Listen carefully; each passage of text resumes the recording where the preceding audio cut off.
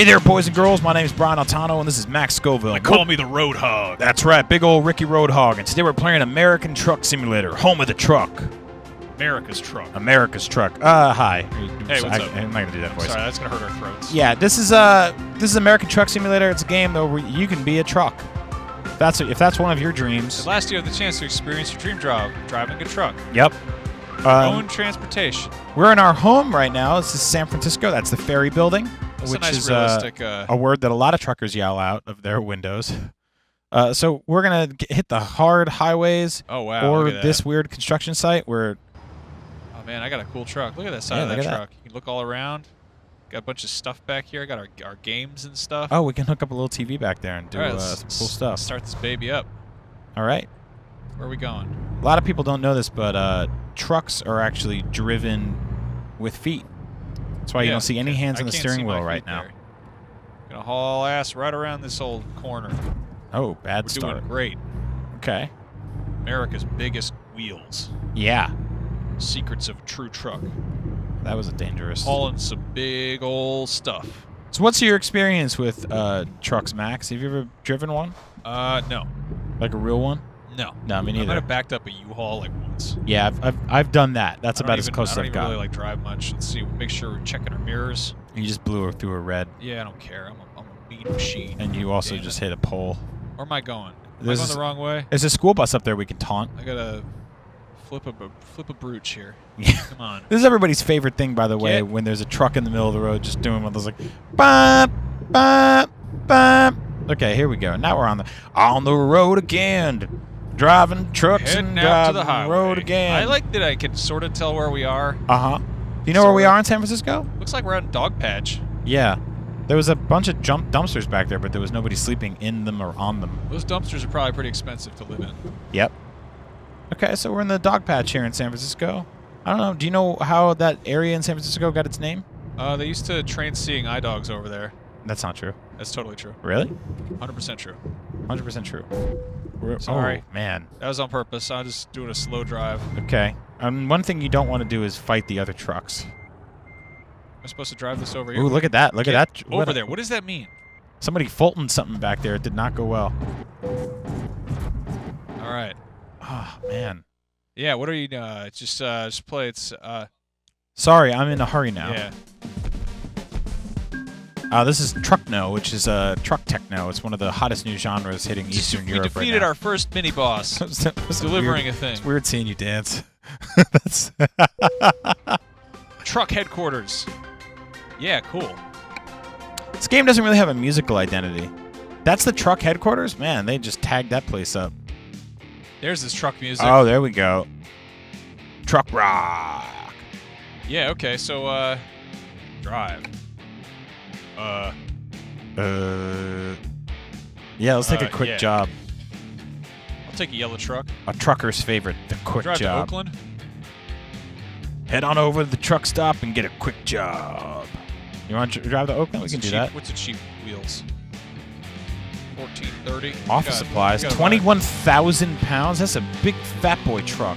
Big truck full of wheels. You know what's in there? There's about 10,000 Cornish game hens. Got a bunch of different reams. There we go. Reams of paper. Yeah, just piles and piles and piles of varnish. Taints. Where's the damn door? Buckets of turds. All right, Are we in Alamo Square? No. Nah. This is weird. It's the mission, I think. Not a lot of cars in this game. All right, let's haul some ass. Yeah, truck in. You put on the radio? I'm gonna call somebody. Don't call anybody. Call assistance. Call your sister. F that. I'd like to. Where's the? Oh god, how do I do that? F5. Hold on. This is hard. This is Yeah, terrible. Look at all driving a these truck different is not cars. easy. You're in the middle of the road, dude. Yeah, I'm Maximum Overdrive. That's my name. That's my truck nickname. Oh look, there's the Palace of Fine Arts. We shot an Up at Noon video there a couple weeks back. This is not a good. Oh. Oh, cops! Watch out for the pigs. Don't say pigs. I'm sorry. I used to go can to- call them that in a video game. They're usually bad guys. I I'm used to sorry. go to I like school cops over in real here. life. I think they're good people. This is Asian what it- food. Oh, Did you see that? are we? Oh, I see where we are. Are we going on the Go Game Bridge? We're getting on the bridge. Going on the Go Game Bridge. Nahul. Nahul. Did we pass the restaurant called Asian Food? That was just the name of the That's place. pretty accurate about Yep. San Francisco, though. Yep. Get out of my way. Oh, parking brake engaged. I didn't mean to do that. Sorry. Just go. Have you scanned your club card? I used to play a game called Cruising USA. No, Yeah. no, not that. Not Cross Country USA. Okay, not as good. It was a weird computer. It was basically a truck simulator. We played it in school on old DOS computers. Wait, you played it in school? Yeah, it was sort of educational. It kind of taught us about geography. Mostly how the name Butte, Montana, is a funny name for 4th graders. Why? Because it's spelled like butt with an E. Oh, that's right. Yeah. Butte. Come on, where's the turbo? What do any of these things do? Where's what turbo? The turbo boost. Oh. Turbo trucks. Get out of the way. I'm gonna go right up here. I'm taking this turn. Don't you dare cut me off, Winnebago. There it is. This is actually pretty true to life. This is a fairly accurate. And traffic. It's a hot day. Everybody's trying to get to Oakland. I don't give a hoot. I'm crossing over here. I'm Yeah. taking the truck lane. Sorry, this is a truck time. I love how the truck. Oh Trucking man, old that cop boy. did not even notice you He cut doesn't off care. that whole list of people. You know what? I don't know if I want to go to Oakland. I think I want to go to Sonoma County, my hometown. Good old Okay. Sonoma. Watch out for that RV coming up on the left. Smash into it. Smash into it. No, it's full of retired folks. Oh, he's Is it cutting good? you. I like- You can let him cut you off like that? I'm gonna chase him down. I'm just How you gonna hold doing? down this. You Is relaxing? it cruise control? This is really nice. Yeah. This is super realistic too. Please I mean, don't okay, I crash. see where we are. Yeah, like I totally like. This is weird. I like. Yeah, I know this road. I've been on this You road. can stick your whole head out the window and then crash the truck. Yeah. Hey, Don't you know what they dare don't do have? that. You know what they don't have in literally every driving game? What? A dog. That's so stupid. Why aren't there more games where you just have a dog? Like, You know how much dogs love being in a car, and yet there's no games where you can play with a dog? I'm not even saying play as the dog, but have a dog in the car who sticks his head out the window and puts his tongue out and enjoys looking That would at be great. that fast air. He guess loves what I'm that gonna do? fast I'm air. gonna violate a toll. Yeah, toll we're not paying for tolls. We're trucks. I We're in the don't truckers care. lane. Truckers lane dock through me? life. They don't even care. Look at you. Go right up to San Rafael. This is amazing. Hey. You get smashed? Yeah. Wait, I got $900 for hitting a small car with my large truck. But That's dude, we stupid. saved $6 by not paying the toll. So True. we are actually. We're kind of ahead on here. I like this. Look We're at on that the ups. airplane. Nobody would ever be flying a biplane that close to this bridge. I'm really amazed at how realistic This they made this road. Crazy. Yeah. Oh, that's not good. That's pretty bad, actually. A lot of people don't like when you park directly in the center of the Golden Gate Bridge. That's actually quite an annoyance. This would ruin pretty much everybody's commute. We could we'd actually probably delay Mafia 3 by cutting off everybody from 2K Marin who's Yeah. trying to drive through the city. It's up true. there. Come on, haul ass. How do I shift gears? Just push up or anything? It just happens. Automatic transmission just Yeah. happens. Just happens. It's just sometimes. that's the thing with the truck. The That's a faster big, it goes, the stupid more of the bridge. gears it does. Hey, one of the coolest things I've ever seen in my entire adult life was I was walking across this bridge once, which don't do because it's very long, and a helicopter went under it. Really? And I was on it, and I was technically looking down on the blades of a helicopter. That's crazy. Yeah, it was really cool. Were you I was trying to like walk across the whole were they bridge. filming Godzilla? No, they were Sure? just. Yeah, I was definitely a large, ugly thing trying to get Damn, in I the broke frame my though. car. What happened? I drove over that median. It's broken? Yeah. I messed it up. See how it's all like red there? You're gonna hit. Oh, this is that rainbow tunnel, but they censored it for this game. Normally that's rainbows all over that tunnel. Truckers actually hate rainbows. Yeah, they get enraged. They're like bulls. Yeah. They just drive at the rainbows. Wow, look at me. I'm hauling some ass. A trucker's favorite thing is a large rubber rectangle with a silhouette of a woman on it. That's and true. he puts that over each one of his That's truck to wheels. keep other truckers from becoming enraged and attacking the wheels. Yep. In desperation. That's actually a truck. They call it the trucker's oh boy. wife. Oh boy, I gotta slow down here. Trucker's wife is a picture of a silhouette woman that they glue on the back of a wheel. Going through Marin here, they don't like trucks up in these parts of the world. Ooh, that's not a good noise. Sorry, hold on. Oh You're boy. gonna- Oh god. Yikes. Okay. Real tight, real tight. Oh, you're doing good. You're actually doing pretty good for somebody that doesn't really drive. You want to and stop never... at the old A&W? Yeah, we can get some cream sodas. Get some cream sodas and root beer floats. I want a big bag of gummy peaches. Listen, I know you don't want to, but we're heading up to Petaluma. We're going outlet shopping at the mall. Hey, That's not a donut store there. That's we can go to Sonoma Raceway and try to go 150 miles an hour around that track. Let's do it. In this cool truck. Let's go to Infineon Raceway. What, Get out of my what year way. is that car from? Ooh, not Wow, you not messed- good. messed him up. 21% damage. What happens if I do this? Oh, Get out of my way. I'm in a hurry. I'm trying to go home. We're losing a lot of money. Yeah, well, you know. You know what we got to do is we got to put duct tape on the license plate. Then Stockton. Nobody will know who it is. They changed the route You think really? a little bit. don't think you get to Stockton that way. I'm looking for signs for Sonoma. San Rafael, Sacramento. We go to San Rafael, I guess. I don't think there's normally an exit. Usually just pass through San Rafael over here. This is probably one of the more relaxing Let's Plays that you and I have done together. This is a super nice game. If you're watching this at home, just hang back and relax. Make yourself a nice cream soda. Yeah, have a nice cream soda, yes. Cream soda is... you'd be going through San Rafael right about now. You can go to In-N-Out Burger right up on there. Yep. That exit, probably. If you've never had a cream soda is basically root beer for murderers. It's a weird salty soda. Yeah, I don't know. It's the color of a very sick man's urine. I don't know who that's for. You want to get some cream sodas tonight? Some people like cream sodas. I'll drink some cream soda. Mix a little booze in there? I'll drink some weird stuff in a cream soda. Cream soda is one of those things, because it has such a unique pungent flavor, you can throw whatever the hell you want in there and no one cares. How many cream sodas do you think you have a year? I would say 0.5. Yeah, I'm going to go with 0. I would say I have a cream soda maybe once every 2 years. I probably have a cream soda once a decade. I don't think I've had a cream soda in 10 years. Where the hell is this taking me? I don't know. I should be passing through Roanoke Park right about now. Is that the Russian River? I don't think so. I don't know what river this is supposed to be. This is a weird made-up river. This is an unrealistic game. Is this the Bay... Are they trying to do the Bay Bridge here?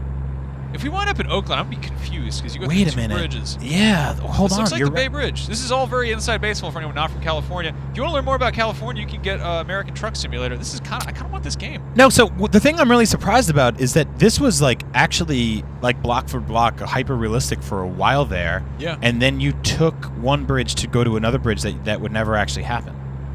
Ever. What signs are these? Stockton? Stockton? Okay, Oakland. Yeah, we're in Oakland. Oh, drifting in. Well, I think it's better than hitting the other truck, right? We're going to Oakland. That's where I live. It's okay. Normally you drive across one bridge. I don't know how. Look, there you can see an Oakland monument. The piles of garbage. Hey, man. Look, they put them in the game. I didn't make this. I didn't make this game. I didn't make it a game. I didn't make it a game. Make it a game. Make it a game. Make it a game. Apparently, engine malfunction. I don't care. I'm hauling ass. What's the name of the game? The name Hauling Oats. Hauling ass. We should have called it Hauling Oats Trading Company. I'm down with that. Hey, check out that lumber there.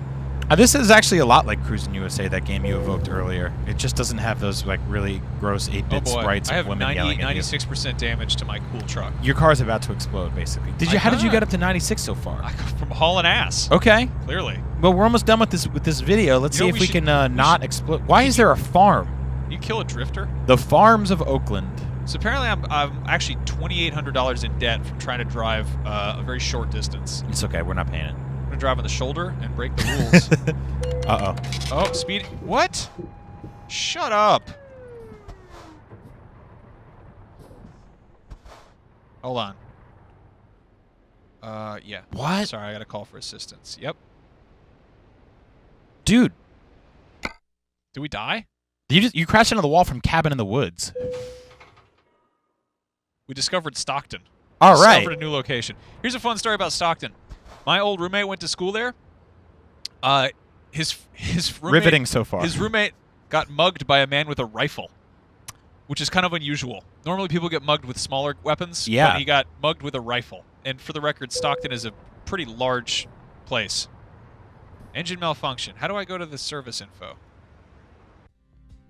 Truck maintenance and repairs. A great driver always keeps their vehicle in top condition. Anyway, Truck Service Incorporated. We did real good today. We drove from San Francisco. Can I get out of the car? To Sonoma, to Oakland, and then we crashed into an invisible wall, and we caused a lot of damage. Lost in the Bay Area. Now we live in this truck. We're trapped. But this is our new home. Where's the dang radio? What I like to do is, on my new home, is I poop on that chair, and then I sit in the other one, so I never end up sitting in my own poops. No one knows how this game works. Yep. Service. Service with a smile, a wrench, and a kick in the ass. American truckers. So these are all the different things we've damaged today. 77% on the cabin. We hurt the chassis real bad. Don't ever damage a chassis. Did a real hard engine damage. You have a real respect for your motor vehicle. Don't ever disrespect the chassis. No food in the car. Chassis is a brand of wine. If you're going to eat food in the car, it better be out of a bag. You know who made this truck? Peter. It's a Peterbilt truck. We're back on the road. We're going to start by really hurting that wall. That pole sucks. I would have ruined that pole. I don't know how to get out of the truck. How do I climb out of the truck and go to sleep? You can't get out of the truck. We are the truck. Did they give me a smaller truck because I ruined my old one? Yeah, they actually cut off the back of it. You know what's really funny when you see that truck part that's just the front of the truck, it doesn't have the truck in the back, you see it driving down the road, you're like, what happened, dude? They take that thing away from you? Yeah. They don't let you be the truck part of the truck? Come on. All right. Well, let's get the hell out of here. Yeah, thanks for trucking with us. And remember, keep on trucking. Be careful. Yeah. And don't live in a truck. Don't ever get this lost. Get an RV. That's basically a bed back there. Thanks for playing American Truckers with the Truck Boys. Yeah. We really simulated that truck. Trucks. And for more trucks, go over to Google.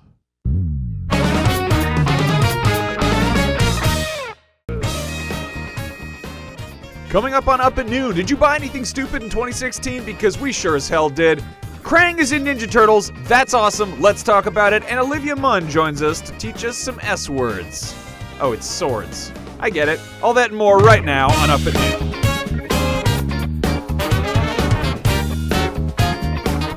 Hi. Hey. Hey. Hey. What's up? How's it going? How are you? Welcome to Up at Noon once again. I'm Max. That's Brian. What's up, baby? How you doing? I'm doing real good. How are you? I'm okay. I'm just okay. This is a fine video program that everyone at home can be watching on all sorts of different apparatuses. Apparati? I don't know. No, I think that's like limbs. Apparatus? I don't think you know what apparatus means. Wait, it's not like a Roku box. Is it really? It's like a paraphernalia. I thought an apparatus was like an arm or like a leg or no, that's a wangus. No, that's not at all what that means. Anyway, you can watch it on a various number of types of apparati known as IGN.com, the website, IGN.com, the mobile app, PS4, Xbox One, IGN apps. There's also one on Roku, Apple TV, and then of course there's good old Twitch and YouTube. A lot of different ways to watch us not know how to pronounce words. I gotta look that up. Are you looking at what apparatus means? Apparati. I'm trying to make sure that's a real thing. So I'm not that stupid.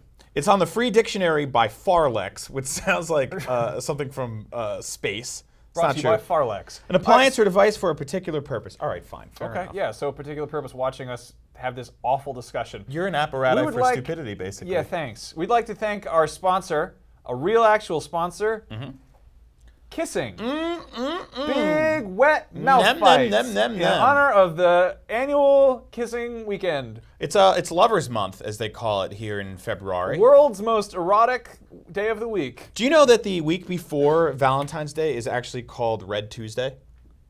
Really? Yeah. Why? Because it is the highest number of breakups of the year happened 1 week before Valentine's Day. So not necessarily a Tuesday, 7 days before the 14th. So February 7th every year is when the most couples go, and I can't do this anymore. Ew, awful. We gotta get out of here. Huh. Weird. And then they save a couple bucks on bears and chocolates and a nice wedding meal. I like the day. I like the what I like to call it's the brown whatever the day after Valentine's Day is, because you go down to that CVS and get yourself some discount chocolates and bears. Oh yeah, go lie around in a pile of stuffed animals and just gorge yourself. Old Chocolate Wednesday. Whitman samplers. Get some caramel. You know what secrets. bugs me out? There's not a lot of they only make Valentine's chocolates in like the same 5 shapes, but they never make anything cool like a snake. Yeah, that's because you're supposed to give them to women. A lot of women love snakes. Women hate snakes. Is that true? I don't know. I've never met one. Oh wait, yes I have. We got to meet a very cool woman whose name is Olivia Munn. How's that for a segue? Yep. Olivia is playing Psylocke in the upcoming X-Men Apocalypse, and that's a pretty awesome reason to talk to her. She also basically used to have our jobs. Yeah. Hosting a goofy show about dork stuff. So. I didn't tell her this, but Psylocke was actually my first cartoon crush. Really? Yeah. Huh. Very, very big crush on that. Probably good you didn't tell her that. I didn't want to tell her that. It's a good thing we didn't embarrass ourselves in any other ways. That's Let's true. take a look. Hey everybody, Max and Brian here. We're with Olivia Munn, aka Psylocke from X-Men Apocalypse. Yes, hello, I'm so excited to be here. Thanks for coming. Hi, the intros are always a little awkward. They suck. Hi, you're like, it's Olivia Munn. Hey, hi. Hi. How are you? Hey, what's up? You've done this before, like you used to work at G4. You used to do Yes. back at the show, and like It was really great walking in to see all of the desks, because it reminded me, I wanted to say to people, but I thought it'd be a little bit too geeky. Like, this feels like back on Attack of the Show. Yeah. Because everyone's desk looks the same. We had Adam Sessler on a few weeks ago, so we're slowly trying to hunt you all down. Oh, okay. Is Adam still here? Did you let him go? Or you hunt? Yeah, Hey, He's Adam! creeping around, yeah, you know. Have you had Kevin or Morgan or? No, not really. I did a panel with Kevin at one point, but yeah. But that's like, this is cool because like we've had people come in the office and they're like, what is IGN? But like you know what it is. Of course, you get people it. don't know what IGN is. No, I mean It's like some, the CNN some people. of geek. I've been here a while. I still don't know what it stands for. Yeah, no one does. Are you even getting paid? I have no Do idea. you have paychecks coming through? No. Game night, international Something game like night. that. Now, Olivia, you're in an X-Men movie, which is what we're supposed to talk about right now. Right. You're playing Psylocke. Yes, I'm playing Psylocke. How's that working out for you? It was, for me, playing Psylocke was one of the coolest things, just because I loved her growing up. The thing that I loved about her was that, a lot of times when you're reading the comics, the bad guys, even the bad guys, didn't always want to kill. The good guys, they would kill if they had to, but they really didn't want to. But the bad guys would only do it if it was like necessary, and then they would do it. But Psylocke, at least to me, when I would read the comics, she never seemed like she really cared, that she had no problem, and actually she enjoyed killing. And so I was really excited to play her, just because I always thought that was like such a badass quality. It's like, if you're gonna be a villain, be a villain. Yeah. Like, don't be afraid to stab somebody. And she's like, in the movie, she's pals with Apocalypse, is that right? Yeah, well, Apocalypse has been gone for like a millennium, and he's come back, and he wants to take over the world and actually destroy everybody and start all over again. And he needs his horsemen, and Psylocke would be one of the horsemen. Okay. Is there a scene where she's kind of explaining to him everything that he's missed? Like, this is an iPhone. Yeah. We're in the 80s at this point, but no, but it's a regular phone. It's a regular. This is a rotary. This is a landline. We don't know why we call it that. That is the cordless, where you have to like make the, when you can't hear, you make the antenna come the Zach out more. Morris thing. Yeah. Yep. Actually, I don't have that, but I should. We're actually going back. We're doing some pickup shoots in a couple weeks in Montreal. So I should suggest that. Kick that in An there. entire monologue. Yeah. If you want to write a monologue, I'll bring it to Brian Singer. I would absolutely love that. Yeah. If we could get all the people from like any of your writers from IGN, like write a monologue about what happened in the 80s. Yep. And then when I'm dressed up as Psylocke, even if we don't put it in the movie, I'll shoot it and we'll send it to you guys. Here's the scene. It's you and Apocalypse. You're walking around in the 80s, and he's like, "What's that?" And you're like, "That's a VCR." "What's that?" "That's a TV." "What's that?" "That's a house." That's where's the beef houses? Yeah. We could do that. I mean, write it better than that, but we could do that. He's trying his best. So was this trying his best. Was this costume a nightmare? It looks like it's got a lot of straps and parts. This costume was really important to me, because when we were first, this takes like 10 or 15 costume fittings just for the latex molding. They have to fit it perfectly to your body, and it's a lot. It has to look like second skin, so it's a lot of fittings. And it was like maybe a week before we had to go shoot, and then I found out that it was going to be black, because black is what the latex comes in, and it's a whole other level of difficulty to make it purple. Mm-hmm. And when I found that out, I was like, oh no, it has to be purple. And she has to be purple. It's like, for me in my head, Psylocke it has to be purple, and it has to, and I want, and my sash was going to be purple. They said, well, we thought we'd give her some purple in her sash. I'm like, no, the sash is red. And I was very. So you're like sticking up for the nerds. Like, yeah. This has to be. It's Psylocke. She's got to be purple. That's a big deal. I mean, I feel like whenever you do a movie, when you do live action, I want to watch the actor's interpretation of it, and I want to watch everybody else's interpretation of it. But there are some things that if you want to go do another movie, go do another movie. But if you want to do X-Men and you want to do a comic book, you want to do a character like Psylocke, then do Psylocke. You have to go purple, and so. Because you can just hear that voice above the whole movie, like, wrong, no, that's not true, right. wrong. Yeah, that voice. And that would have been me. Yeah. Yes. Like, I would have at the premiere going, boo! Are they like already annoyed at you for that? No, thankfully. Actually. I was like that. I actually was. I was like, she was a twin, and she's, and they're like, what? And I actually said this whole email at the end. I was like, I understand if you guys don't want to like work with me anymore, because it was this whole explanation of how, Psylocke, in my opinion, she was so lethal, but she's so smart, and she lost her entire family. And even though she was drawn this way, and it's really intense outfit, she always had substantive plot lines, and that to me was really important. And she, like the first relationship that she really had in X-Men was like with Wolverine, I think like way down the road. And and this is basically what I said to them, I go, and if anybody knows, like Wolverine, he was so in love with Jean Grey, so if he's gonna be with somebody else after that, it's gotta be somebody like of the Jean Grey caliber. Like, she's gotta have like real depth and dimension, and she's not just this girl who's in this costume that's gonna be standing next to Apocalypse and trying to look sexy, like, and that was, for me, that was my big thing to them, of make a fight scene. Like, she's a badass. Can you allude to whose ass you're gonna kick, or who's I don't think I can. No. Okay. I mean, I would love. I love that you sent that letter to the latex lady. Well, the latex lady, she's like, oh, Like, what is all this? I was like, I gotta make it purple. You know what the cool thing about, because there's gradients of the purple, goes, it's like a purple, it's a dark purple, then lighter purples. And we found the guy who, I think for all of the X-Men Psylocke dolls, like the little figurines, he's the one who paints all of the costumes for the real Psylocke dolls. Oh, so wow. he was the one who did the costume. So for him, it was really cool because it's the first time he did like a life-size Psylocke. So he was actually, so the colors are identical to all the Psylocke figurines that we've known for years. Oh wow, Yeah. awesome. But they were really cool about all the, like, thankfully, like sometimes you give notes and I'm ready for people to be like, shut up. Right. Or you're too much of a nerd, like, and, but Brian and the producers, they were so cool. They were just like, awesome, great. And, you know, it all worked out. Cool. I think, I haven't seen the edit. I mean, Yeah. in the And end, it might not. Now the other big thing is you get a sword. You get to mess around, do some sword play and stuff, right? Yeah, I had to learn how to do sword. I didn't know how to do sword. I spent a lot of time at Dax Gym in Montreal. If anybody goes there, they're amazing. A husband and wife duo, and they taught me Taekwondo and martial arts. And I was training about like 6-7 hours a day, mostly because I just had a lot of free time to train. I was in Montreal for a long time, but it was really important to me that Psylocke comes off very strong and powerful, and that I could do my own fight scenes. Cool. And they were like stringing you up on wires and stuff and having you flip it around and everything? Yeah, I actually got vertigo from it. Oh. I used to think vertigo was a fake thing. Did you ever? It's a Hitchcock movie based on a real thing. It sounds like a lie. I know. I used to think when people get up and go, "Whoa, I got vertigo." I was like, "Well, who doesn't get a little dizzy sometimes?" Yeah, it's like it's like the background and the foreground just start pulling into each other until you vomit. Is that exactly what it is? I just know It's the technical. It's the wiki.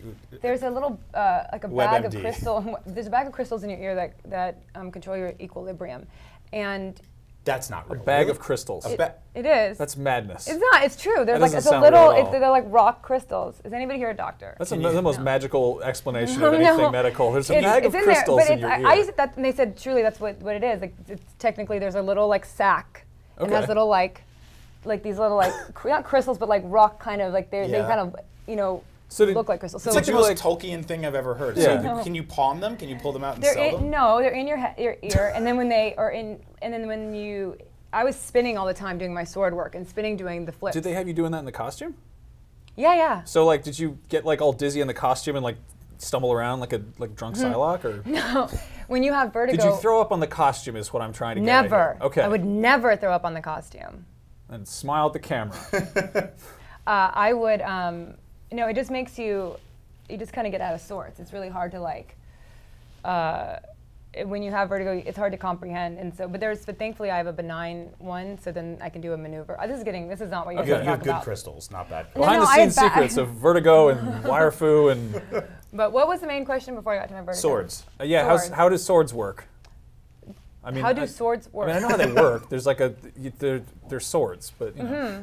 What does training for that entail? Like how much, like, is it It's just a lot of practice, or it's is a it? lot of like you do the same thing over and over just to develop your arm strength and your forearm strength. And I'm sure you guys look like guys who have good right arm, forearm strength. Where are you going with this? I know. I think you know where I'm going. what And you you're have to do talking a lot of this stuff. about. A lot of Yeah. this. Yeah, a lot of. A lot of this. If you have a sword, it's a lot of this. A lot of All right. that. And it's a lot of the, and then in learning some how of that. to, yeah. Sometimes there's some of that. And Yeah. More of that. Brian, Yep, it's pretty strong. It's a strong. strong see that? forearm. Look at this is that. just And it's a weaker left arm. I see it's very strong. Some right people arm. get practice swords. They switch hit with swords, and other This- people are really good with. I try to do swords with other people. And So you're I- married? Yeah. That's the most so fascinating. how about those X-Men, everybody? Am I right? Anyone? No? I don't know. We need an audience in here. Yeah, we do. It's where we got a bunch of your A handlers, and they're all G4. staring at us like angry. Like, what are they doing? They're talking about inner ear problems. No, they're just all like looking on like their own Instagram. Oh, they're looking at vertigo. The They secrets really care of the about bags me. of crystals inside someone's ear. On Attack of the Show, we would have our all of our producers and everybody come in to watch the show, and it gave just a little bit more, life. we have- I'm not going to tell you how to, No, you we guys are doing a actually great used to job have here. an audience here, and we put out all the chairs out and stuff like that. Really? And then like. brought it in from outside? Yeah, We and- couldn't do that because of insurance. Oh really? They wouldn't let us. Oh, we just didn't have anyone sign anything. They would just show up, and we'd give them pizza, and it was fine. Oh. I think if you'd made a crime 2 years later on camera, it doesn't count, right? I don't think that's true. That one kid died, right? Shut up. Okay, sorry. His name was Adam Sessler. What? He's buried behind this couch. Very sick boy. All right, so we got to wrap this up. But Olivia, who's your favorite X-Men? Is it Psylocke or is it? Psylocke had always been my favorite, but also I've always loved Jean Grey. Okay. And yeah, but there, I mean, in this one, yeah, I would say Psylocke had, in the past had always been, but then Jean Grey. Okay. Well, the answer I was looking for was Nightcrawler because he's the best. Nightcrawler is awesome, and the he's guy, in that. yeah, he's and the actor who plays him is really talented. This one is such a it's a really fun group of people that we got to work with, and everyone has such great energy, and everyone really committed to it. So somebody coming in from the outside, like as a nerd and a geek that's watching it, and it was to me very very fulfilling to see how much they actually cared about the characters and knew about it and thought about it. So Cool. I can say, you know, from the outside that got in, on the inside I can tell you that all the actors really, you know, make an effort to know the world. Cool. Yeah. Well, when's that coming out? May 27th. Killer. Well, Yeah. we'll go see that. Thank you so Great. much Congrats for on joining being us. an X-Man. Yeah. You have to- That's this is like a life job now, right? You're going to have to do this for a while. I think they've got me for a few more movies. There we go. If they use You me. gonna fight Channing Tatum? Oh man, that would be awesome. I love Channing. Not in this one. He's not in this one. But he might be Gambit, right? Isn't he? Is that already announced? I Maybe. think that's announced. I don't know. I mean, that's what I heard. I did hear that as you well. just fight Channing Tatum in general. I suggest that to most people, regardless of anything. So to do what? just to fight Channing Tatum Why would you ever fight Channing Tatum? because he's strong. It's a terrible idea. That's like fighting a truck. It's like a challenge. a truck that can dance all over your face. Truck that Exactly. can dance all of yeah. All right. And he's so nice. Like he's like the nicest guy. Have you met him? No, I haven't met Channing Tatum. Have you met Channing? No, I haven't. Who else have you guys had in here? Adam Sessler. Let's see. Adam Sessler was here. Is anyone going to see this? Are the Olivia cameras Munn. working? Wait, who else? Seriously. Let's see. There was. Who do we But the show's been on for like 7 years. We had Andrew Garfield in here once. Yeah. Awesome. He didn't want to talk about Spider-Man. What do you want to talk I about? want to talk about a movie he was in that was about the housing crisis of 2008. You're which lying. Is, I'm dead serious. But if you don't come to IGN and not talk about.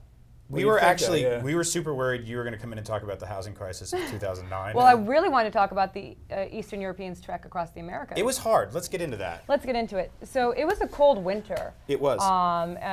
Smallpox was running rampant. The main problem with winter back then was it was the whole year. Yep, that sure That's was. true. Well, thank you so much for joining us. Go see X-Men Apocalypse when it comes out and learn more about westward expansion and the life of immigrants. Keep it locked right here on IGN. And rest in peace, Adam Sessler. That was fun. I like that. That was a good time. She was actually wonderful. I'm very intimidated by people that roll deep. A lot of celebrities roll in with like an entourage of 6 or 7 people. I think that's because she was promoting the X-Men. She had to show up with a whole I wonder if they had all gaggle. like cool nicknames. Yeah, like the dude and Mr. Man. Lights, cell phone, the makeup brush. Makeup bro. Yeah. Yeah, she was great, but she's not only great at wielding a makeup brush, she also learned how to use a real sword. A sword, as they call it in the X-Men universe. Learned a lot of X words, but also some S words. Yes. Otherwise known as swords. Which is, I got to say, to be totally honest here, I've done some crazy shoots here at IGN. I've done some weird stuff. I interviewed Snoop Dogg right after he got out of his van, which, as you know, is a very dangerous place There's to be. a thick miasma within that van. That's right. It looks like Final Fantasy Crystal Chronicles in there. You got to carry the bucket to be safe. Actually, the bucket will probably kill you in that thing. I got in a car going 155 miles an hour in the California Speedway. I think the most threatened of my life I've ever felt doing this job is right here in this video we're about to show you, where Olivia Munn spun a real sword around 2 feet from us, and we didn't have to sign any waivers or anything like that. Yeah. It's good that we're still alive. Let's take a look. Hi, everybody. It's Brian and Max from Up at Noon. Hey, what's up? Great. I'm with Olivia Munn. She plays Psylocke in the new X-Men movie, where she had to learn how to use a sword. Prove it. You guys are really nice to your guests. Oh, sorry about that. Prove it.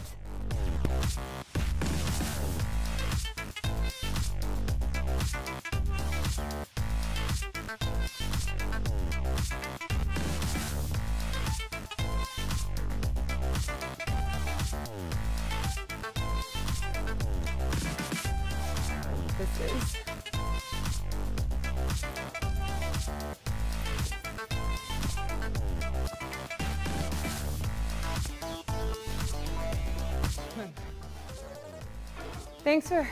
Thanks for all the attention. Wow.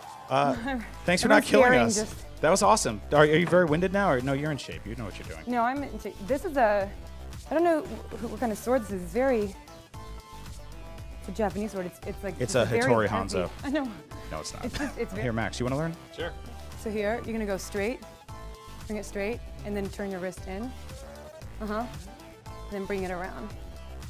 That's one, and then do the same. You're going here, here. Yeah. No, stop it. That's not X-Men. But that's something else. And that's how to do swords with Olivia Munn and not Max Scoville, because he's terrible at swords. He's terrible at swords. It's a heavy sword, isn't it? Stop it. Please stop doing that. We have a guest. There you go. Awful. He's engaged? I don't believe that. No, he's a I don't believe liar. someone said yes. Just don't believe that. Thanks for your time, Olivia. Sorry about my friend. You're welcome. I'm gonna go now. Okay, I'm gonna stand here. All right. Touch this sword. Okay, one thing I learned doing this episode of the show is how easy it must have been in the 90s to host one of those like animal goof clip shows where you can just basically be like, and then a duck fell down the stairs, let's take a look. And you leave for however long you want, you come back and there it is.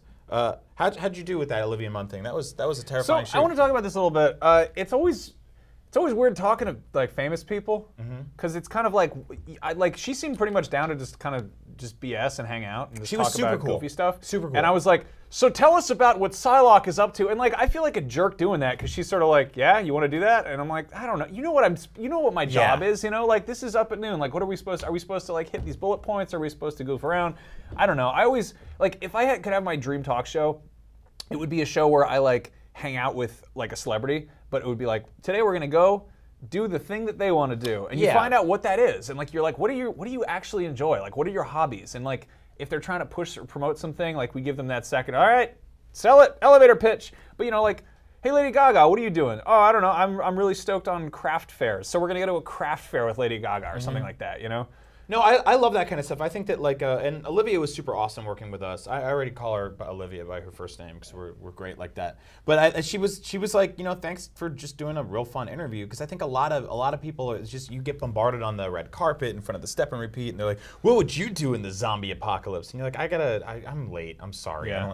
So I think it's way more fun to just hang out with people and do dangerous stuff. Side note, when we were promoting that video there, a lot of people were like, oh, I would let her kill me. I would let her stab me with a sword. That's not sexy. Death is not that sexy. I didn't say I should have just said death is not sexy. I said death is not that sexy. I left a little bit of room there for you to wiggle in. But don't die because of a beautiful woman. That's not worth it. That's what a praying mantis does. That's the last thing that dude says. He turns around and he's like, yo, I really like what you do. Oh, and then he loses his head. That's a horrible way to live. I like to think of another cool idea for talk shows when there's a beautiful woman guest, really just any sexual individual. You could have like that Christopher Hemsworth fellow. Yep. Get that handsome gentleman on the show, but it would be like you have to take a viewer submitted dare that would be like, I would do this thing for that person. Yep. And I've always said it's an old saying that I would touch dog poop with my bare hands if Natalie Dormer asked me to. That's not an old saying. She's That's only been around for like 4 years. The old credo. The old wives' sayings, I would touch dog poop for Natalie Dormer. She seems lovely, but her new movie is apparently dog poop. So if you want to go handle some of that, just head on down to your local IMAX. That's bad news. See it in the largest dog poop vision you can see it in. Just dog poop that fills a whole screen. Who would you let kick you in the stomach? Hold on, I just thought of something. That would be such a great prank if you went into an IMAX theater and you just put dog poop and it was just like a mile long. Who would I let kick me in the stomach? That's not a really prank. good That's question. just vandalism. That's a biohazard. I got this real. cool prank where you go and you like shoot a guy in the leg with a gun. But what if like, okay, so you take, What's wrong with you? You take the world's largest high-res photo of dog poop, you put it up in the IMAX, and then you get this surround sound poop noise. So it's just like, that's a cool IMAX prank to do. Yeah, okay. Anyway, this has been a weird year so far. I think that February is a terrible month. I'm going to go out and say it right now. February is a bad month. There's a lot of pressure being put on people to fall in love or break up, as we talked about earlier. There's also a lot of pressure to do all your New Year's resolutions, which you probably haven't got to by now because they're just not going to happen. Yeah, February does really suck. It sucks. Is it the worst month? Is February the worst month period? I mean, it's the best for black people because it's their only month. Yeah. Which is also the shortest month, which is a problem. It's one day longer this year because of a leap year. So if you're depressed this month, That's good. hang in there. But no, I mean, like, it's such a, like, it's the dead of winter. Yep. And it's like, yeah, there's the one day when everyone's supposed to be in love. And the reality is, I feel like most people in healthy relationships are kind of like, Valentine's Day is sort of stupid. You know, we're going to get dinner or hang out or whatever. So that's the big secret, right? Yeah. Where it's like, if and you're in a people relationship, who feel single, it's just like, hey, it's, you know, Single Awareness Day. People joke about that, but that's totally true, you know? So if you're broke or low on money, instead of going to therapy or taking out some lady that you've never met before and spending hundreds of dollars, do what we do. Buy junk for yourself to make yourself feel better. It's cathartic. Get yourself little things like a giant gift box. Yeah. Covered in watermarks. What is that? From a stock photo This is the worst. website. How is this? This is like off center and stuff? What happened? It's great. I love it. Is this broken? What's going on? This So is Max, weird. what are some cool things that you bought yourself this year? Okay, I'm not so- asking you what you bought anybody else. I don't care about them. I care about you. Yeah, no, it's all about me, baby. It's all about me. No, it's a great way to get presents in the mail. I ordered this thing a while ago. I think I actually pre-ordered this. I was on Amazon, and I ordered this cool Boba Fett figure, right? Yeah. And I collect a lot of Boba Fetts. I'm real big on the Boba Fetts.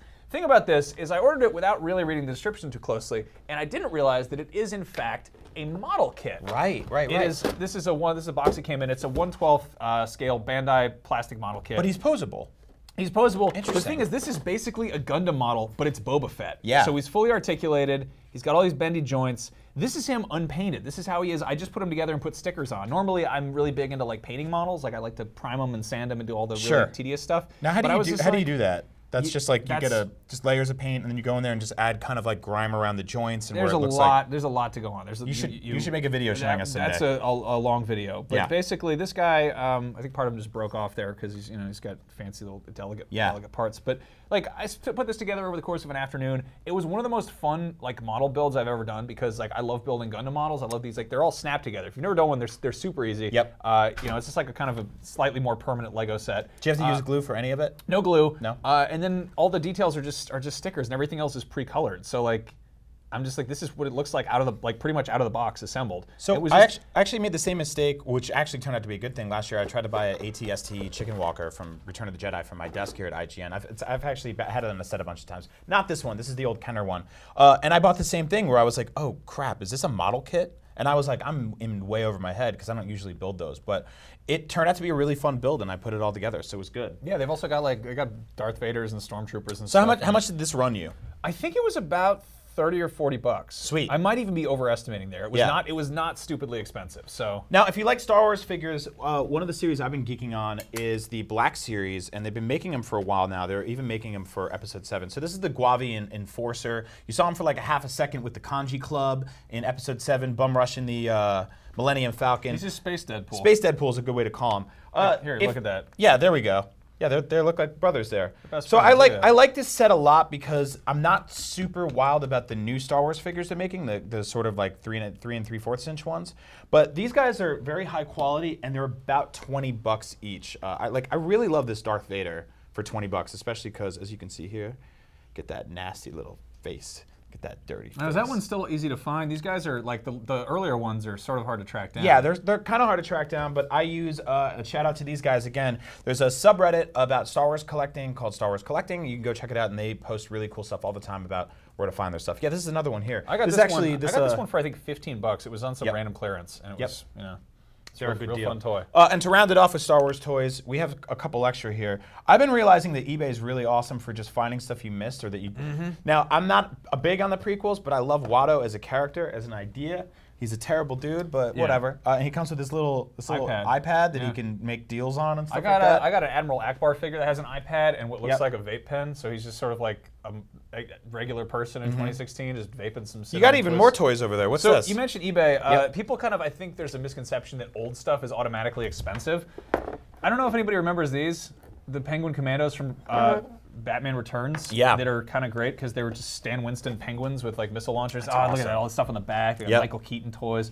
I got this for like, I think maybe $10, which is actually cheaper than most regular action figures nowadays. And it's Still got, in like, the package, It's too. got like beautiful, like you can't really see it because how the camera is because we're Yeah. doing that, but it's got really beautiful like illustration on there. Like Yeah. this was before everything was made with CG, and it was like you can tell this was somebody with like colored pencils and an airbrush screwing Which is around, weird because so. I was collecting Batman toys since the first Michael Keaton Batman movie, and back then you could only get the first set. It had Batman, it had the Joker, and it had Bob the Goon. That was your big like villain guy. Now they made different versions of Batman like they always do, but with Batman Returns, they're like, we're gonna get it right this time. We're gonna do all these figures, and like in the first wave, they're like, we're doing penguins.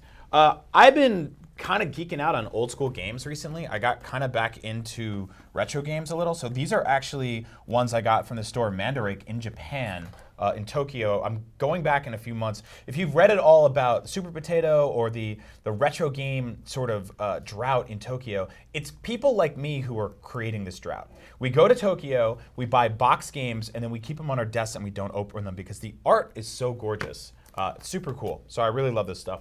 And lastly, if you're a reader but you hate words, Oh yeah, here we go. books. Books are awesome.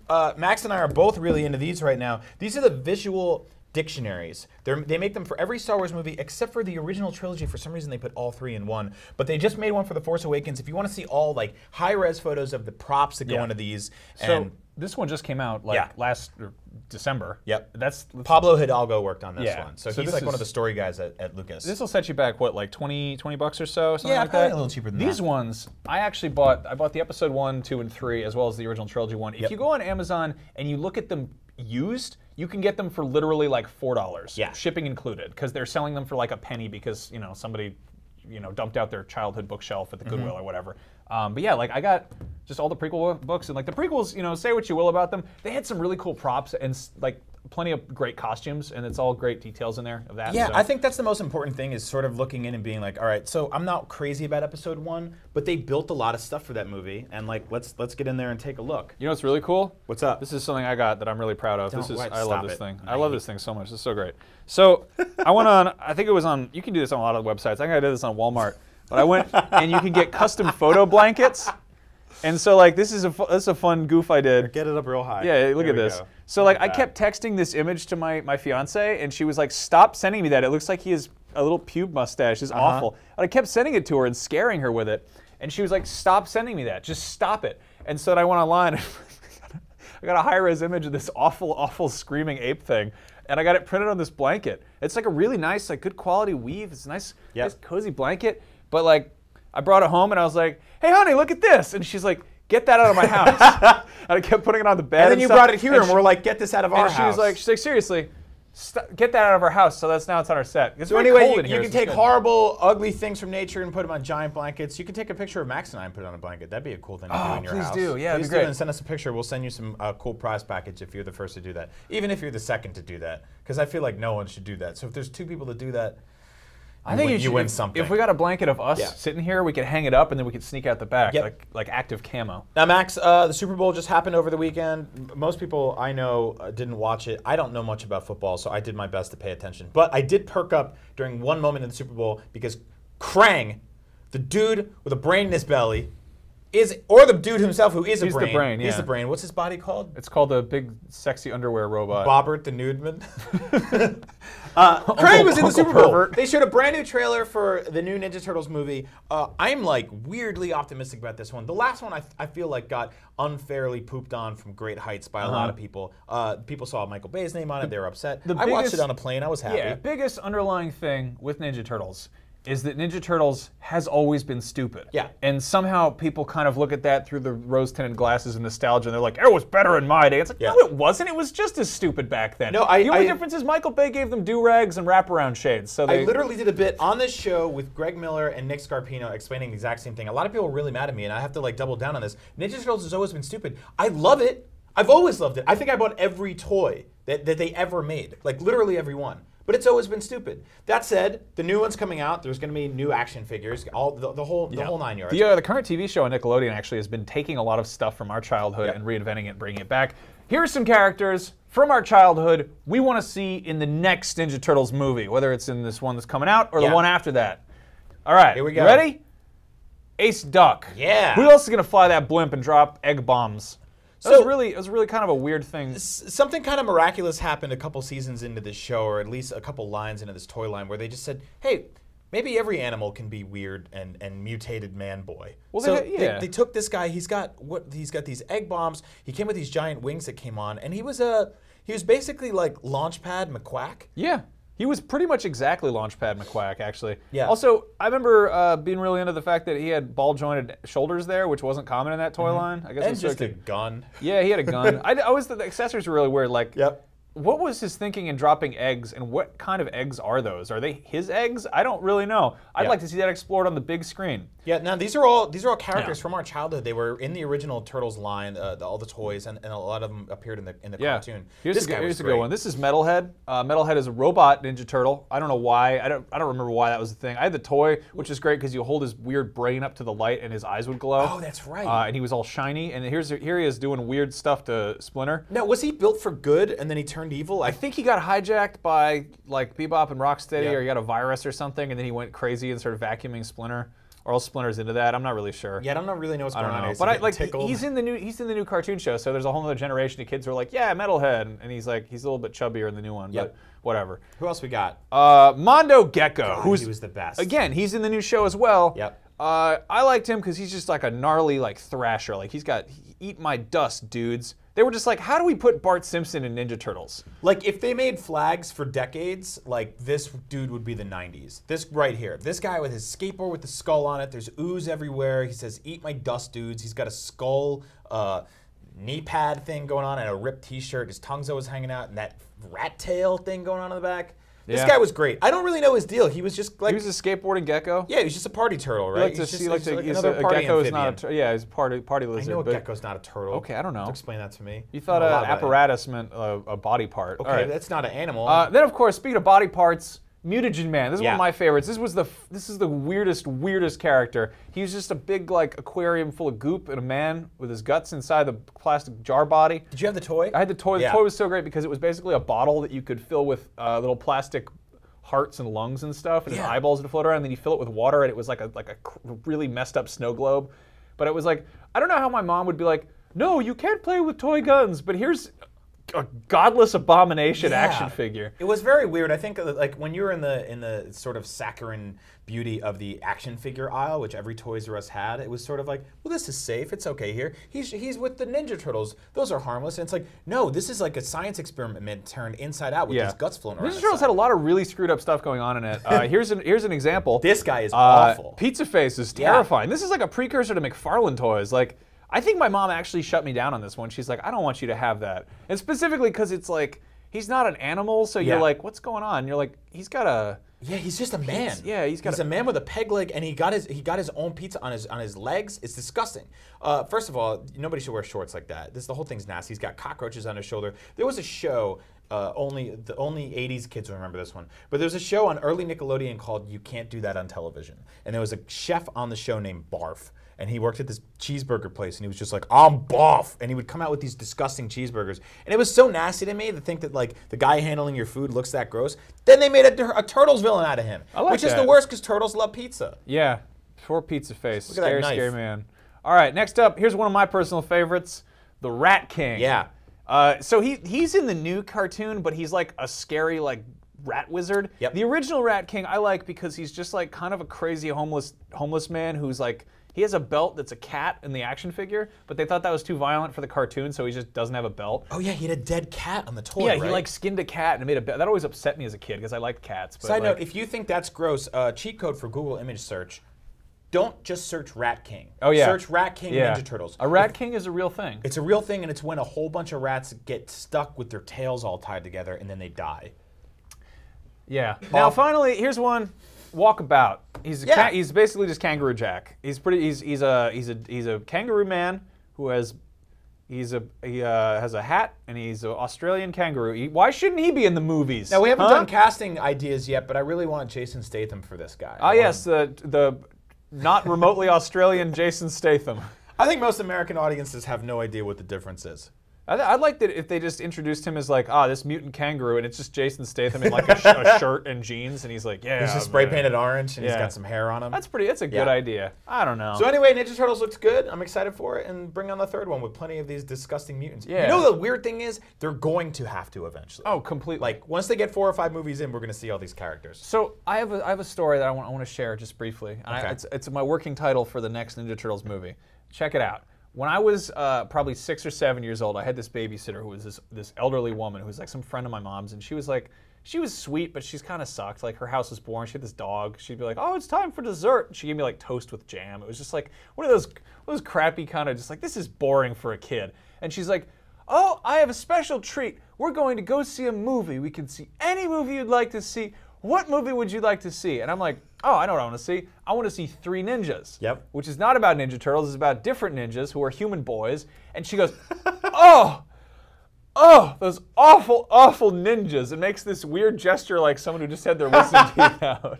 So I think Teenage Mutant Ninja Turtles 3 should be called Teenage Mutant Ninja Turtles 3 Awful, Awful Ninjas. Oh, those awful, awful ninjas. What was her problem with ninjas? She thought that ninjas and turtles that were mutants were the same thing. She assumed that a ninja was a Ninja Turtle. Anyway. Yeah. Speaking of awful things, Max, you made me play something awful this week, and you didn't even give me a heads up, which is one of the meanest things you've ever done to me as a friend. Usually, we know what's going on here. We kind of minimize the surprises. Not this time. This is our Up at Noon challenge, where you made me play just a true, awful crime on humanity. Let's take a look.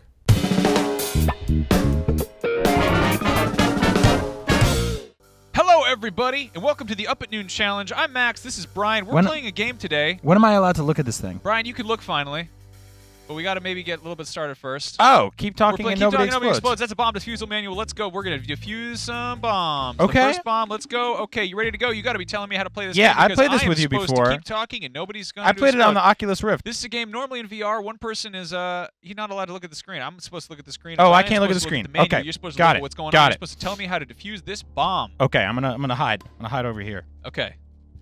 You're not okay. Okay. You guys see I'm me? looking at a yellow box bomb. It's got 6 wires. I've got a white, black, blue, red, white, and blue wires. There's 6 wires. Button. If there are no yellow wires and the last digit of the serial number is odd, cut the 3rd wire. Are there any yellow wires? The last digit of the serial is even, though. Okay. Otherwise, if there is exactly 1 yellow wire and there is more than 1 white wire, cut the 4th wire. There's no yellow wire. I also have a button that says detonate. I've got a thing on the side that says Bob. Yeah, I can't help you with that. Let's get back to the wires. Otherwise, if there are no FRQ on the side. If there are no red wires, cut the last wire. There is a red wire. Okay. Otherwise, I've also got like a bunch of buttons that have it's got a trident, a star, a backwards paragraph sign, and a smiley face sticking its tongue out. A trident and a star and a backwards. Oh, okay. The keypads. Only one column below has all 4 of the symbols from the keypad. Press the 4 buttons in the order their symbols appear from the top to bottom within that last column. I don't understand this. What's the top symbol you see? The top, it's a quadrant. It's 4 of them. So the top left one is a trident. Trident. It's like a Y with a thing in the middle. Okay. And then the one on the right on the top is just a regular 5-pointed black star. Okay. And then the one on the bottom left is like a backwards paragraph sign. Backwards paragraph. Like think like an uppercase P with like the big D thing filled in. Okay. Is it up? Yeah, got it. Okay. And then the one on the bottom right is just a little smiley face with its tongue sticking out. Got it. Okay, so you're in the 5th column. Only one column below has all 4 of the symbols from the keypad. Press the 4 buttons in the order their symbols appear from the top to bottom within that column. Okay. Okay, so smiley face first. Oh. Really? It made a bad noise. Oh, what was the first one? Trident? Yeah, trident. Trident first. Sorry, I lied to you. Okay, we got a green light on that. Okay. Trident, now smiley face. Yep. Now paragraph. Yep. Star. Okay, we got a green light on that. Nailed it. Okay. And now there's a battery on the bottom that has a light on it, a little green light. Oh man, you're really messing me up here. The battery with the light at the bottom. Battery on the bottom with the light. What can you describe? Can you describe what you're seeing other than whatever that is? So the bottom of the bomb, it has like a thing that looks like a port, like a serial port, kind of. Okay. There's two plugs. There's one that's like a small little blue thing, and then there's a bottom one that's like another plug that's got a bunch of pink holes. And okay, hold on. Battery identification reference. Okay. Common battery types can be found within the enclosure on the sides of the bomb. Battery type AA or D. Does it look like a big fat one with a line or a long skinny one? It's red and yellow. It's got a sort of a stripe. It doesn't have any markings on it what kind of battery it is. Is it wide or tall and skinny? It's wide, I guess. Okay, so it's a D battery. Okay. What are we supposed to do with that information? I don't know. Do you want to take the battery out? I don't know if we should do that. I don't know if we can take the battery out. There's a thing on the far end that's it looks like a white button lit up. It has the letters FRQ next to it. What? Is there anything about just like buttons. FRQ. Regular buttons. ass What are you buttons. talking about buttons? Defusing the bombs. Oh, on the subject of the button. Okay. See Appendix A for indicator indication. The button is blue and the button says abort. Hold the button and refer to releasing a held button. There is more than one battery on the bomb. The button says detonate. Press and immediately release the button. Wait. If there's one, is there more than one battery? No, there's just one battery. Okay. The button is white and there is a lit indicator with label car. Hold the button and refer to releasing a held There's a button. little FRQ. We've got 52 seconds. Oh, FRK. If FRQ. there are FRQ, I don't see that, so we're gonna have to go with FRK. If there are more than 2 batteries in the bomb and there is a lit indicator with label FRK, press and immediately release the button. So let's try that. What? Press and immediately release the button. How do I do that? I don't know. Just press the button and immediately. I don't. Nope. Okay, that music doesn't sound good. I can hear the music at least. It does not sound like we're gonna make it through this. FRQ. No, we're just gonna go with FRK. I think you're a liar. I hope you blow up. Push the button and. Do you see any mazes? Did we do good? What No, was I that noise? blew up. Was that the door opening to let us out of the bomb room? We died. It exploded. But we did pretty good, right? That's a really fun game. How far did we get? We died. So we didn't do good. Did we get to say goodbye to our families? No, we're dead. Does anyone know that we were in there? Can they No. identify the bodies? No, we're dead. Are we just like parts all over a wall? Yeah, we're guts. Oh, I'm alive. Max died. I'm alive. No, you died later of a broken heart. No, You died of a broken heart. no. I think I'm gonna host Up at Noon all by myself from now on. Hey everybody, it's me, Brian Altano, the #1 super host of Up at Noon. I Shut up, Brian. love all the. I You love- lost. You killed me. Killed me. You failed me. I'm sorry, you're dead. This challenge is really sad. Did anybody? Saddest challenge Where can I've people ever play done. this game, Max? It's on Steam. Okay. Get it. It's also available for Oculus Rift whenever that comes You also out. need a printer. You got to get remember some that. paper. Yeah, you can probably use a PDF tablet or something. That's probably even worse because you can't mark things and flip that. Yeah, that was very difficult. Very complicated. I'm yeah. sorry I killed you. It's hard, man. These symbols are crazy. Bomb defusal not easy. No, it's not at all. Real easy. Real. It's I mean, usually, real I thought it hard. used to be just cut the red wire. Remember that Wow, scene this in Die is Hard with a insane. Vengeance where they cut the wire and all the juice comes out of that man's face? I love that part. It looks delicious. Yeah, it does really look A lot of different delicious. syrup. Look at all this Anyway, craziness. thanks for watching me kill my friend. And we're back. I saw what you did. I think you did okay. I saw exactly what you did while we were gone. Dirty man. What were they doing? I can see that a lot of people don't know that they had to put tape on the camera on their laptops because we could see everything from right here. What were they doing? I see what you did. Yeah, that's awful. You practice. That's You real were weird. practicing kissing on your hand. Don't do that. Yep, you were doing. If you're gonna practice kissing in your hand, be sure to always put a pair of googly eyes right there, so you make sure you're kissing at the right side of the That's right. face. If you do some lipstick right in Do here. some upside down Spider-Man kissing with Kirsten Dunst in an alleyway. It's bad news and Yeah, it's right weird. No one likes to do it like that. Yeah, put your tongue right inside. Yeah. Anyway, a lot of people want to know how to get a job in the video game industry. We have them. How did that happen? I have no idea. One of the weirdest segues How does I've this? ever How done. do we do that? No, but seriously, that is our most frequently asked question here at IGN. I've been at IGN over 6 years. You've been here over a year, but before that, you worked at Destructoid. You worked at Current TV, where you worked on an IGN show. You were at Rev3 Games, working with guys like Adam Sessler. We both worked with some like very legendary people, and I think a lot of people just think that it's almost impossible to break into this industry. Because there are so few positions, right? That's a big thing I was told from the start is like it's easier to get there's more people playing in the NBA professionally than there are doing video game journalism. But that job title or that description has changed so much over the year. There's actually so many ways to get in. So how do you get in a video game? In 2016, the way you start getting into video game, let's say coverage, for lack of a better term, is just start doing it. Yeah. If you have access to pretty much anything that you're consuming this show on, if you have a smartphone, if you have a laptop, if you have any kind of semi-modern piece of equipment, you can probably start creating stuff for YouTube for a website. Like, I mean, you can start writing articles on Tumblr, you can start tweeting about stuff. Like, it's really just a matter of creating kind of a presence and a voice.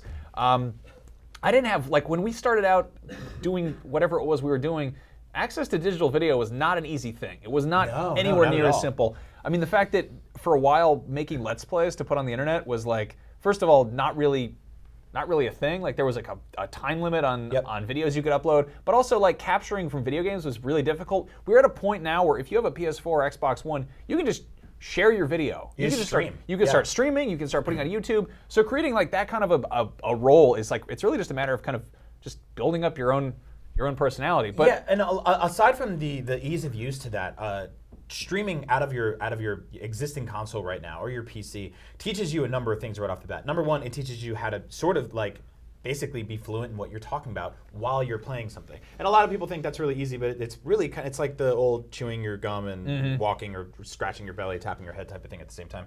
Number two, it teaches you to be professional in a live setting. And that doesn't mean that you can just get away with anything you want. But the second people start tuning in, you go, oh man, I gotta kind of put on a pretty decent show. And that's good on the job training for something like that. Yeah. To kind of backtrack a little bit, one thing that's really key is just learning a variety of different skills. Learn how to write. Yeah. You know, if you're like just bashing your fists against the keyboard and making the weirdest little attempts at swear words you can in the comments section, you're not communicating. You know, like learn how to like. I don't mean to sound like a crappy old English teacher, but like if you learn how to write a coherent paragraph, you can turn that coherent paragraph into a coherent email to a PR person asking for a copy of a video game to review on your YouTube channel that you've built up. And a good way to do that is to pretty much just write about your experiences, and the only way to do that is to actually go have them. And you can start by having them in a video game. Like if you sit down and play Bloodborne for an hour and you get out of that and you go, this is what my experience was like playing Bloodborne. Was it horrible? Was it funny? Was it stupid? What turned you on from the game? What turned you off? Just get in there, or pick a boss, pick a level, pick a weapon, and just write a paragraph about why you love that thing or hate that thing. And then go outside and go to a restaurant and come back and write a paragraph about why you love that restaurant, or a person you know, or whatever it is, a show. Yeah. That's the only way to do it. And I think a lot of people get caught in this rut where they think they can only play video games and only talk about video games and only write about video games. But some of the best, most creative people I know are the ones that are able to take their voice and apply it to almost anything. Like Marty Sleva, right? Mitch Dyer, Andrew Goldfarb. These are guys I work with that have a voice. If Marty Sleva wrote a paragraph about Kanye West's new album, I would know it was Marty Sleva's voice writing it. And it takes a while to hone that, but the only way to do that is to just start doing it. And you're not going to be good when you begin with. Also, the big dirty secret is that you probably won't be getting paid right out the gate. Yeah. Like you kind of have to scrounge. I definitely was when I started hosting the Destructoid show back in 2010. I was also working at a coffee shop at the same time. Yeah. And I did not make a lot of money that first year doing that. But it was kind of like, this will turn into something else. Leap of faith, you know. So you gotta be willing to kind of hustle. And I've always said, do something for free until somebody is willing to pay you to not stop doing it. Exactly. So I don't know. That's really well put. And it's also, no one is going to pay you to do something you're not doing already. Yep. So like, and a big part of it is like, we both know how to write and we both know how to host. Video was not a thing when IGN started. We used to do interviews with people and it would just be writing, but now we do on-camera interviews. When IGN started, video was so minimal that to watch a video on Ocarina of Time for N64, it was called like OT_1.WMV. You had to right-click and download it to your laptop. Nowadays, video is so important. So do a little bit of everything, get out there and just start making stuff, and you'll find your way in the world. Actually, the first thing I ever did in video games was I actually was attached to what would have been a Current TV partnered IGN show. Which is really weird. Yeah, Current TV is a now defunct cable network. They actually got bought by Al Jazeera, turned into Al Jazeera US. That got shut down entirely recently. Which means I almost worked with you like 5 or 6 years ago. Yeah, exactly. We were very close. That would have been hosted by our pals Scott Bromley and Jessica Chobot. To get a kind of sense of when that was. And I was the intern. I was basically helping make a bunch of stuff. It was a super small team, so I actually got to do a little bit of on-camera stuff, including the first video I ever did for video games at all. I don't think anyone's ever seen this, so let's take a look. Every single hour in Celadon City, Pokemon are forced to viciously battle each other. Over 3,000 Pokemon were rescued and brought to Pokemon centers last year. For hundreds of others, help came too late. They are electrocuted, set on fire, and hypnotized. I'm Max Scoville. Will you be an angel for a helpless Pokemon? They're crying out for your help. Please, call now. For less than 18 Pokédollars a day, you can help rescue innocent Pokemon from their abusive trainers. Trainers like Ash Ketchum. Call or go online in the next 30 minutes, and you'll receive this welcome kit with a limited edition Charizard trading card. Please call. You don't gotta catch 'em all, but you could help a few. Yeah, that's me when I'm 22 years old, 22 or something. In many ways, I would say it's actually stronger than your current output. Just a dirty, scruffy little boy. Yeah, you look good. Yeah, Nice work. real dirty little man. Living on a couch. Obviously, Eating lots of nuts and snacks. some of your passions in the 90s turned into a job and work for you. You're still here now wearing funny animal shirts and your desk is covered with toys, just like mine is. We were kind of comic book video game loser nerd dudes in the 90s, and I didn't really think that there was a light at the end of that tunnel. But there is. Because I was watching the Super Bowl the other day, and there were new commercials for Batman and Superman, Captain America, Teenage Mutant Ninja Turtles, and Deadpool. And these are all things that, now I know in the early 90s we had a Batman movie, we had a few, and we also had a couple Supermans by then. But stuff like Ninja Turtles and Deadpool, like, did you ever think it would be as big as it did? The Ninja Turtles movies we got back then were not great. Deadpool especially, like, what? Deadpool was kind of off the beaten path. He first showed up in, what, 1989, I think? And, like, he was sort of this kind of... He was kind of this like cult figure in Marvel Comics, and he was only in the comics. He showed up in the cartoon for like a split second. He was X-Men. pitched as Spider-Man with guns, right? I mean, I think he was sort of a parody of Slade Wilson from Teen Titans. Right. Like he was kind of this like self-aware character in that universe. But like again, if you said Deadpool to anybody, they'd be like, they'd think you were talking about like I don't know Spawn or Spider-Man or like they'd be like, who's that? Like he looked like some character that nobody could name, and now it's like. And again, we did get a Spawn movie back then. Not great. No. You know, not great. No. Like, that was the thing. We got versions of these things. There was a Fantastic Four movie. Well, actually, none of those have been good. That was a bad example. But we did get comic book movies, but not on this level. Not well, it's kind of crazy. Like, I guess there's the sort of the fact that this is nerd stuff, and it's also simultaneously the most profitable big name stuff in the world right now. Yeah. Like the fact that people freak out at the Super Bowl when there's like a Captain America trailer. That's kind of weird because it's like the people who were like. I don't know. There was that point in middle school and high school when it was like, why do you care about this? Why are you reading comics? Grow up, you know. Right. There was a very distinct separation of church and state between people who were into football and people who knew Deadpool. And I know that sounds really reductive to be like nerds versus jocks. But back then it was kind of like that. Like you know, and like I went to hockey games and stuff like that. I grew up like you know going to the Yankee Stadium and stuff like that. I get dragged to football games in 10-degree weather and be like, why is everybody so mad at each other? But when I went home, I played with X-Men action figures. I bought X-Force when that comic launch was I think the #2 best-selling comic book of all time. I bought that thing totally geeking out, being like, there's a new X-Men team. Yeah. And nowadays, like, those dudes are going to start getting their own movies. Like, we're actually at that point where we're so deep into the Marvel universe and the DC universe that we're going to start seeing spin-off movies for weird, deep-cut characters like Deadpool. Yeah. The weirdest thing was I walked by, and I mean, there's going to be tons of people who are like, I've known Deadpool since before he was cool, and it's like, I can say that. Like, I've liked Deadpool since I was 7 years old. I've liked Deadpool since before I liked Star Wars. It's really weird and probably sort of inappropriate on some level. But, like, I walked by Spencer's Gifts at the mall, and they had like Deadpool stuff everywhere, and I was just like, "What happened? When did this happen?" They sold all their penis pasta, and then they had to put new stuff in the front window. Yeah, in the '90s, all the cool kids were into penis pasta and weird erotic gummy treats, and now it's Deadpool. When my grandfather Spencer started Spencer's Gifts, he had one vision. He just wanted nice gifts for people. Penis pasta for everybody. Yeah. No, it's just really cool. Like, I don't really have a point here. I think it's just awesome to celebrate the fact that the kind of the stuff, the weird, deep-cut nerd stuff that we took a bet on growing up is now everywhere. So like, what's the next thing? I guess the question is, what is deep cut now? Yeah. You know, with the internet, when everything's kind of readily accessible and people kind of are able to, you know, curate their own personal interests, like what's obscure anymore? It's us buying like the Guavian Enforcer, right? Like a guy who's from that incredibly high-grossing film. Yeah, true. Well, he's in the background of it, right? For he's still in the movie. He's still in the one of the highest-grossing films of all time, or the highest-grossing film in American history. Yeah. So I don't know what's weird now, right? Avatar. Like, you have Snaggletooth over there. Yeah. Avatar's not weird. Avatar's not weird. Snaggletooth is still weird. He's still weird. Still He'll always be guy. weird. Snaggletooth's pretty weird. There's no universe in which this dude's walking the red carpet. Anyway, if you were around back then, things are paying off now. If you weren't, then you probably have new things that you fall in love with that are going to populate the movies of tomorrow, which is just super weird to think about. Beyblade. Beyblade? Beyblade's going to be the next big thing. We're going to see a Skylanders movie in 20 years. Interesting. It's going to be crazy. Anyway, let's check in with the audience. We asked you guys to send us some letters, and you did. We got some very interesting questions. That's great. Okay. Right. Joseph Hernandez says, who has the best beard in video games?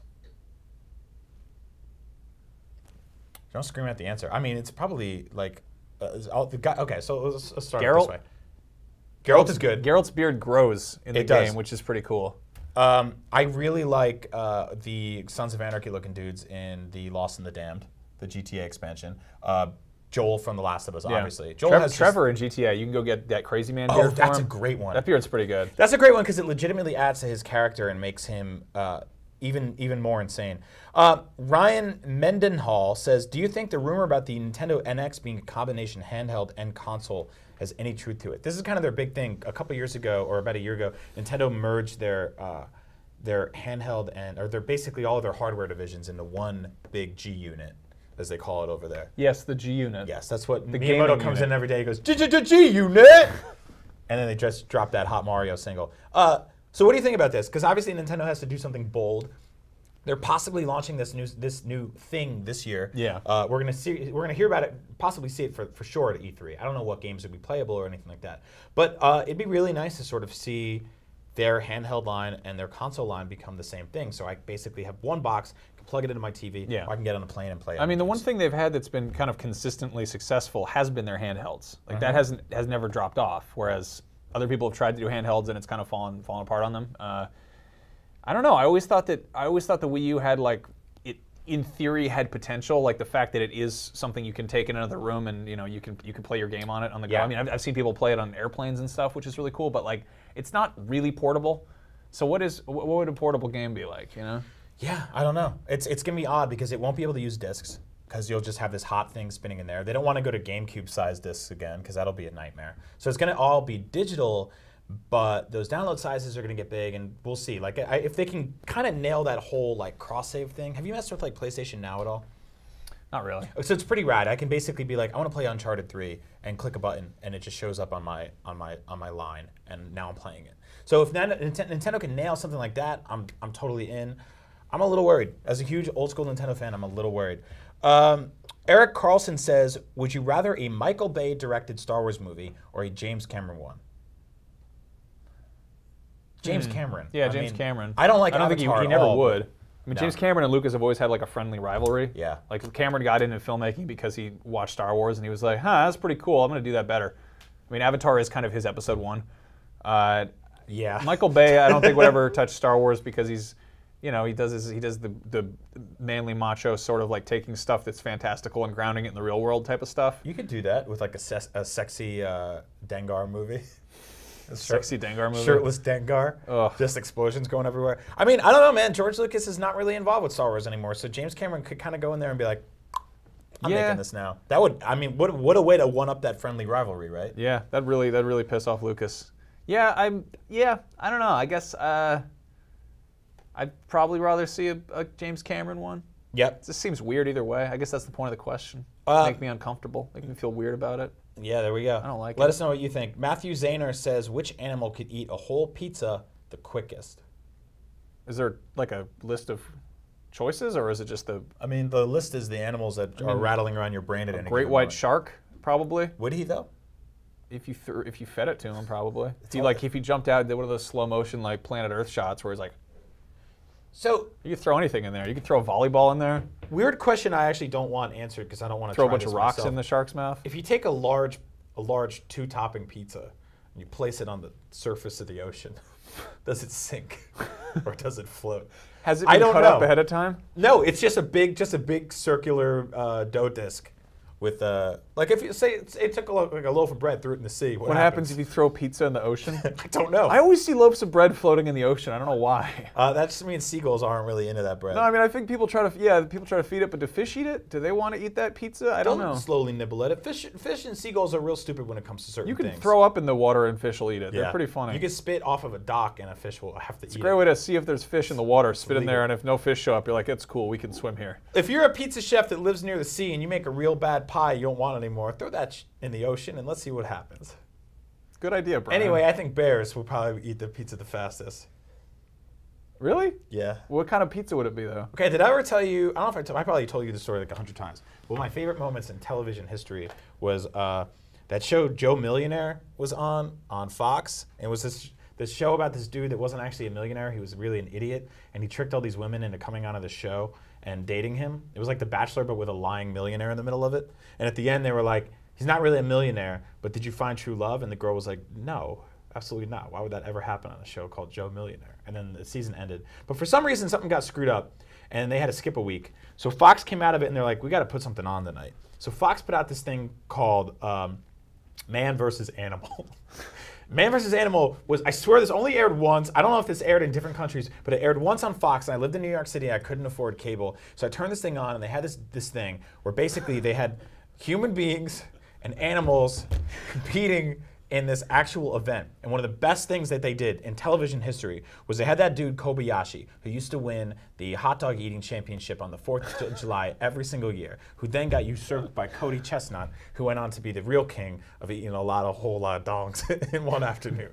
So Kobayashi went up against a North American bear, and for the first time in hot dog history, Kobayashi lost a competition on American soil. What they did was they took 50 hot dogs and they put it on a stand, and they put 50 hot dogs on another stand, and they let Kobayashi out, and they opened up this cage, and a bear came out. Kobayashi on one side stood against a bear on the other side. It was called Man vs. Beast. And the bear put his head down like that. And Kobayashi started eating hot dogs, doing the whole thing where he's dipping in water and sucking them down, getting them all in there. You know, he's still got ripped abs and everything. It makes no sense. But the bear just goes, I don't have to eat hot dogs like that. I'm a bear. And he just puts his head down on the table like this, and he takes his paw, and he goes, and he just starts shoveling dogs into his mouth. And he gets like 20 or 30 in there at the same time, just shoveling hot dogs. And all of a sudden, he's got like 50 hot dogs in his belly because he's a bear. He doesn't care about competitions. He's never been to Cody Chestnut's house. He doesn't know what the 4th of July is. He doesn't even know what Nathan's Hot Dogs annual 4th of July hot dog eating contest is. He's a bear. He doesn't care.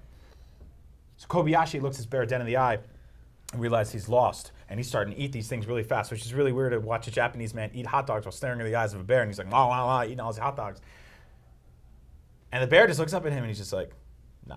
He goes down for one more, and he shovels the rest of the hot dogs in his mouth, like, ah. He did that real good, right there.